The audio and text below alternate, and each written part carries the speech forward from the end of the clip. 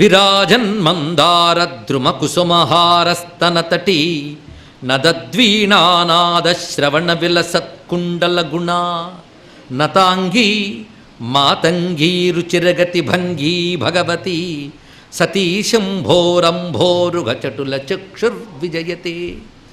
ఇది శిఖరిణీ ఛందస్సు. ఈ శిఖరిణీ ఛందస్సుని నడిపేటప్పుడు కూడా సతీ శంభోరంభోరుహచటుల చక్షుర్విజయతి. సతీ శంభోహ, శంభోహ సతి అంటే శివుని యొక్క సతిట ఆవిడ. సతి అంటే పత్ని పదంలో సతిని వాడుతూ ఉంటాం మనం, సతీమణులు అంటుంటాం కదా, అందుకే సతీమణి. పైగా నిజానికి సతి అండి అంటే ఎల్లవేళలా ఆయనకి పత్నియే, ఎల్లవేళలా ఆయన పతియే, వారి యొక్క శాశ్వతత్వాన్ని తెలియజేసేటువంటి. అందుకే శాశ్వతీ మాత అంటాడు కదా మూక కవి, అందుకే వీడి శాశ్వతి.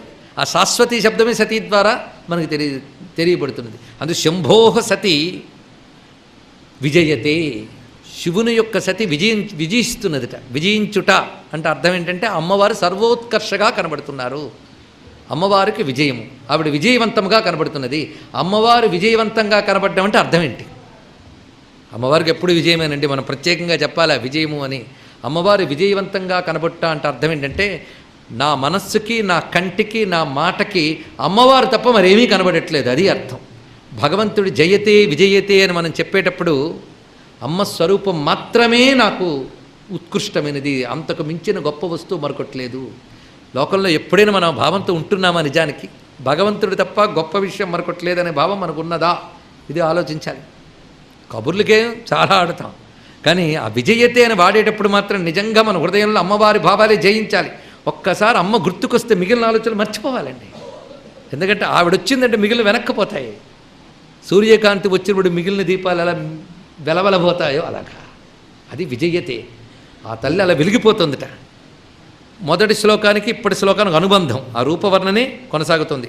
విరాజన్ మందార ద్రుమ కుసుమహారస్తనతటీ.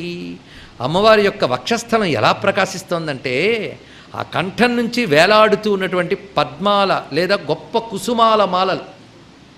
ఆ కుసుమాలు సామాన్యం కాదు, మందారద్రుమ కుసుమహారములుట. మందారద్రుమము అంటే కల్పవృక్షముల యొక్క కుసుమాల మాలలు, అవి ప్రకాశిస్తున్నాయి. స్తనతటి అంటే అమ్మవారి యొక్క వక్షస్థలము నిండా అవి ఆ దివ్యమైన కల్పవృక్ష కుసుమాల గుత్తులతో అల్లిన మాలలుట. అంటే అనేక మంది దేవతలు దేవకాంతలు అమ్మవారికి వచ్చి మాలలు సమర్పించుకున్నారు. అలా దేవకాంతలు వచ్చి అలంకరించినటువంటి కల్పవృక్ష కుసుమ మాలలు కంఠం నుంచి వేలాడుతున్న అమ్మవారికి.